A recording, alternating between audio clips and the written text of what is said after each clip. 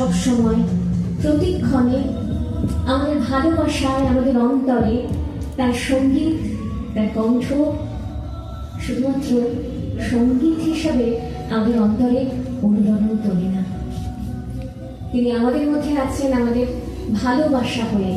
যতদিন সঙ্গীত থাকবে, যতদিন আমাদের মধ্যে ভালোবাসা বেঁচে থাকবে, ততদিন তিনি থাকবেন আমাদের কাছে। এবং তাই আজ আমার পারফরমেন্সের একেবারে শুরুতেই তার প্রতি শ্রদ্ধা জানিয়ে শুরু করছি আমি নিবেদন। আমরা সবাই একসঙ্গে চলছে ঘুষে দাঁড়িয়ে তাকে বোঝা শ্রদ্ধা জানাতে পারি, প্লিজ।